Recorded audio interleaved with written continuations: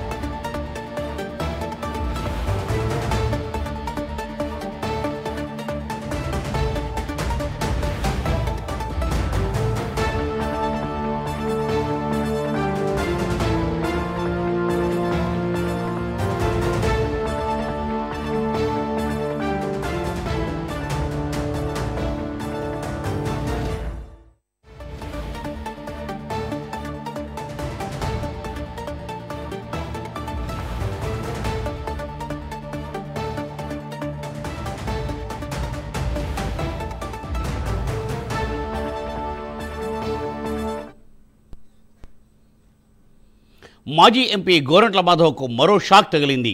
మాధవ్పై మరో కేసు నమోదైంది. వైసీపీ కేంద్ర కార్యాలయంలో జరిగిన ప్రెస్ మీట్లో మంత్రి నారా లోకేష్పై అనుచిత వ్యాఖ్యల కారణంగా ఆయనపై కేసు నమోదైంది. తాడేపల్లి పిఎస్లో గోరంట్ల మాధవ్పై కేసును నమోదు చేశారు.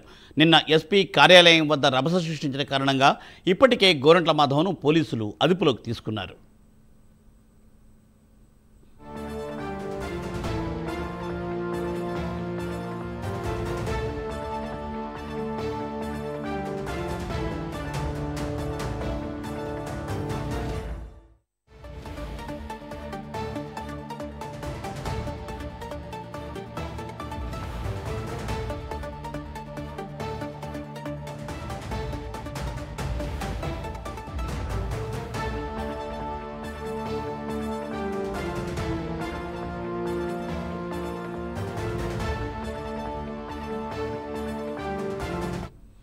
మాజీ ఎంపీ గోరంట్ల మాధవ్కు మరో షాక్ తగిలింది. మాధవ్పై మరో కేసు నమోదైంది. వైసీపీ కేంద్ర కార్యాలయంలో జరిగిన ప్రెస్ మీట్లో మంత్రి నారా లోకేష్పై అనుచిత వ్యాఖ్యల కారణంగా ఆయనపై కేసు నమోదైంది. తాడేపల్లి పిఎస్లో గోరంట్ల మాధవ్పై కేసును నమోదు చేశారు. అలాగే నిన్న ఎస్పీ కార్యాలయం వద్ద రభస సృష్టించిన కారణంగా ఇప్పటికే గోరంట్ల మాధవ్ను పోలీసులు అదుపులోకి తీసుకున్నారు. దీనిపై మరింత సమాచారాన్ని మా ప్రతినిధి రాజకుమార్ అందిస్తారు. రాజకుమార్,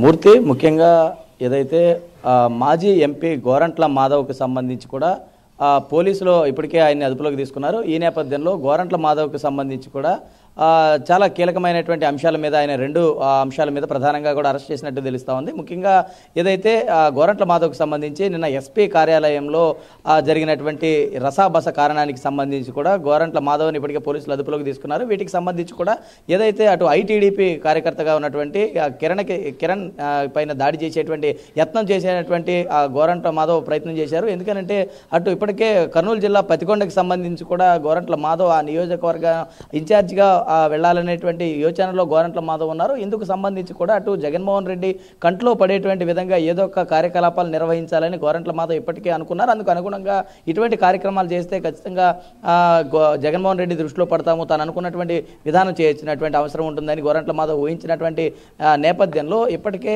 గోరంట్ల మాధవ్కి సంబంధించి గత 5 సంవత్సరాలు ఆయన ఎంపీగా పనిచేశారు. హిందూపురం ఎంపీగా ఆయన చేసినటువంటి పరిస్థితి ఉంది. అంటే అంతకు ముందు అంటే 2024కు సంబంధించి ఈ కాలపరిధి ఏదైతే 2019 నుంచి 24 వరకు ఆయన ఎంపీగా ఉన్నటువంటి సమయంలో నియోజకవర్గంలో ఆయన ఎలాంటి పార్లమెంటు పరిధిలో ఆయన ఎలాంటి అభివృద్ధి చేశారు, ఏ విధమైనగా ముందుకెళ్లారు, ఇటువంటి అంశాలన్నింటినీ కూడా పార్టీ అధిష్టానం గతంలో అదుపులో ఆల్రెడీ పరిశీలిస్తూ ఉంటుంది. అందుకు అనుగుణంగా అంటే ముఖ్యంగా ఏదైతే ఇటు అంశాలు ఏవైతే ఉన్నాయో ఒకవేళ ఆయనకు ఆ బాధ్యతలు అప్పచెప్పాల్సినటువంటి అవసరం వస్తే కనుక ఏ విధమైనటువంటి బాధ్యతలు అప్పచెప్పాలి. ఇప్పటికే గోరంట్ల మాధవ్ను అటు పార్టీ అధికార ప్రతినిధిగా అంటే పార్టీ స్పోక్స్ పర్సన్గా ఇప్పటికే ఆయన్ని నియమించినటువంటి పరిస్థితి ఉంది. అంటే ఆయన పార్టీకి సంబంధించినటువంటి అంశాల మీద మాట్లాడాల్సినటువంటి అవసరం ఉంది. ఆయన గణం వినిపించాలని ఇప్పటికే వైఎస్ఆర్ కాంగ్రెస్ పార్టీ నిర్ణయించింది. కానీ గోరంట్ల మాధవ్ మాత్రం ఆయనకు కర్నూలు జిల్లా పతికొండకి సంబంధించి ఆయన ఇన్ఛార్జిగా బాధ్యతలు తీసుకోవాలనేటువంటి యోచనలో ఆయన ఉన్నారు. అందుకు అనుగుణంగానే పనులు చకచకా చేస్తూ ఉన్నారు. అందులో భాగంగా నిన్న ఇటువంటి కార్యక్రమాలు చేస్తే ఏదైనా జగన్ కంట్లో పడితే ఆయన అనుకున్నది ఏదైనా చేయగలను అనేటువంటి దృష్టిలో గోరంట్ల మాధవ్ ఉన్నాడు. అందులో భాగంగానే నిన్న జరిగినటువంటి కార్యక్రమాన్ని చేసినటువంటి పరిస్థితి ఉంది. అంటే ఈ నేపథ్యంలో తాజాగా గోరంట్ల మాధవ్కి సంబంధించి ఏ విధంగా ఇటు పోలీసులు అదుపు చేస్తున్నారు. తాజాగా అటు వైఎస్ఆర్ కాంగ్రెస్ పార్టీ కార్యాలయంలో నారా లోకేష్కి సంబంధించి అనుచిత వ్యాఖ్యలు చేసినటువంటి అంశం పైన గోరంట్ల మాధవ్ని మరొక కేసు తాడేపల్లి పోలీస్ స్టేషన్లో నమోదైంది. కాబట్టి చూడాలి ఈ అనుచిత వ్యాఖ్యలు అనేది. అంటే గత వైఎస్ఆర్ కాంగ్రెస్ పార్టీ హయాంలో పూర్తిగా వైఎస్ఆర్ కాంగ్రెస్ పార్టీ నాయకులందరూ కూడా పెద్ద ఎత్తున అటు ఎవరైతే ఇప్పుడు కూటమి నేతలు ఎవరైతే ఉన్నారో అటు డిప్యూటీ సీఎం పవన్ కళ్యాణ్ మీద కావచ్చు, అదేవిధంగా చంద్రబాబు మీద కావచ్చు, లోకేష్ మీద కావచ్చు, మిగిలిన నాయకులందరి మీద కూటమి నాయకులందరి మీద కూడా దుమ్మెత్తి పోసి అదేవిధంగా పూర్తిగా కూడా ఏదైనా కూడా అనుచిత వ్యాఖ్యలు పెద్ద ఎత్తున చేసినటువంటి పరిస్థితి ఉంది. కాబట్టి అటువంటి విధానాన్ని అంతే కూడా కూటమి ప్రభుత్వం అధికారంలోకి వచ్చినాక ప్రజాస్వామ్యబద్ధంగా పరిపాలన చేయాలా, ప్రజాస్వామ్యబద్ధంగా కూడా మాట్లాడాలా. ఇష్టానుసారమైనటువంటి రీతిలో ప్రజాస్వామ్యంలో ఉన్నటువంటి నాయకులు చేస్తే మాత్రం ఎవరిని ఉపేక్షించే పరిస్థితి లేదనేది వారు చెప్తున్నటువంటి విమర్శ. కాబట్టి ఖచ్చితంగా అందులో భాగంగానే ఇటు నిన్న చేసినటువంటి అనుచిత వ్యాఖ్యలు ఏవైతే ఉన్నాయో నారా లోకేష్ మీద చేసినటువంటి అనుచిత వ్యాఖ్యలపైన ఇప్పటికే గోరంట్ల మాధవ్ను అదుపులోకి తీసుకున్నటువంటి పరిస్థితి ఉంది. అందులో భాగంగా అంతకుముందు ఆల్రెడీ నిన్న ఎస్పీ ఆఫీసులో చేసినటువంటి గందరగోళానికి సంబంధించి కూడా ఆయన ముందుగానే పోలీసులు అదుపులోకి తీసుకున్నారు. ఏదైతే ఈ 5 సంవత్సరాల్లో ఆయన చేసినటువంటి అభివృద్ధి మీద ఇప్పటికే పార్టీ దృష్టి పెట్టింది. ఆయన ఏం చేశారంటే కేడర్తో సత్సంబంధాలు కలిగి ఉన్నారా, కార్యకర్తలందరినీ కలుపుకుని పోయారా, ఏమి కార్యక్రమాలు నిర్వహించారనే దాని మీద కూడా వైఎస్ఆర్ కాంగ్రెస్ పార్టీ పెద్ద ఎత్తున ఇప్పుడు గోరంట్ల మాధవ్కి ఒకవేళ ఆయన అనుకునేటువంటి కార్యక్రమం ఏదైతే ఉందో అది జరగాలని అంటే ఇవంతా కూడా ఆయన క్యారెక్టర్ క్రెడిబిలిటీ అన్ని కూడా చెక్ చేయాల్సినటువంటి అవసరం ఉంటుంది. అందులో భాగంగానే మొత్తం అంతా కూడా వెరిఫై చేసినటువంటి తర్వాత గోరంట్ల మాధవ్ ఓకే అనుకున్నటువంటి తర్వాత మాత్రమే గోరంట్ల మాధవ్కి వచ్చేటువంటి అవకాశం. కానీ ఇటువంటి కార్యక్రమాలు చేసి లేదంటే ప్రజల్ని ఏదైనా భయభ్రాంతులకు గురి చేసి ప్రజలను ఇబ్బంది పెట్టి ఏదైనా సంఘ విద్వేష కార్యక్రమాలు ఏదైనా రెచ్చగొట్టి ఇటువంటి కార్యక్రమాలు చేస్తే కనుక ఎవరు ఉపేక్షించే పరిస్థితి ఉండదు, ఎవరు కూడా వాటిని సహించేటువంటి పరిస్థితి ఉండదు. కాబట్టి నిజంగా వైఎస్ఆర్ కాంగ్రెస్ పార్టీ హయాంలో ఇటువంటి దాడులు ఇటువంటి కార్యకలాపాలు చేస్తేనే వచ్చేటువంటి అవకాశం ఉందనేటువంటి భ్రాంతిలో వైఎస్ఆర్ కాంగ్రెస్ పార్టీ నాయకులు గతంలో జోగి రమేష్ అదేవిధంగా చంద్రబాబు నాయుడు ఇంటి పైన మీద దాడికి వెళ్ళారు. ఆ తర్వాత ఇప్పుడు చూస్తాను గోరంట్ల మాధవ్ కూడా ఇదే తరహాలో వెళ్తేనే అప్పుడేమో జోగి రమేష్కి మంత్రి పదవి వస్తున్నారు, ఇప్పుడేమో ఆయనకి ఇన్ఛార్జ్ పదవి కావాలని గోరంట్ల మాధవ్ ఆశిస్తూ ఉన్నారు. అంటే వైఎస్ఆర్ కాంగ్రెస్ పార్టీలో దాడులు చేస్తేనే పదవులు వస్తాయా, బూతులు తిడితేనే పదవులు వస్తాయా అనేటువంటి పరిస్థితిలో ఆ యొక్క కేడర్ అందరూ కూడా ఆలోచించేటువంటి పరిస్థితి ఏర్పడిపోయింది.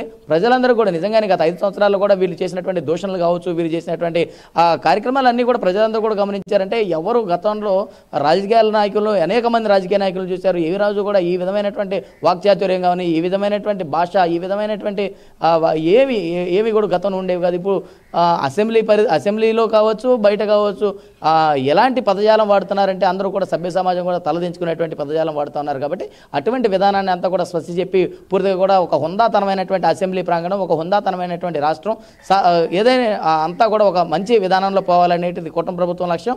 అందులో భాగంగానే వెళ్తున్నారని అటు కూటమి నేతలు చెప్తుంటే వైఎస్ఆర్ కాంగ్రెస్ పార్టీ నాయకులు మాత్రం ఇటు ఏదైతే అల్లర్లు సృష్టించేటువంటి ప్రయత్నం చేస్తున్నారంటూ కూడా అటు రాజకీయ విమర్శలు జరుగుతూ ఉన్నాయి. దీనికి సంబంధించి గోరంట్ల మాధవ్ ఇప్పటికే 2 కేసుల్లో ప్రధానంగా ఆయన్ని అదుపులోకి తీసుకున్నారు. కాబట్టి 2 కేసులు ఆయన మీద నమోదయ్యాయి. చూడాలి అటు గోరంట్ల మాధవ్ అంశంలో పోలీసులు ఏ విధంగా ముందుకెళ్తారనేది కూడా చూడాల్సినటువంటి అంశం ఉంది. Murthy, thank you Raj Kumar, thanks for update.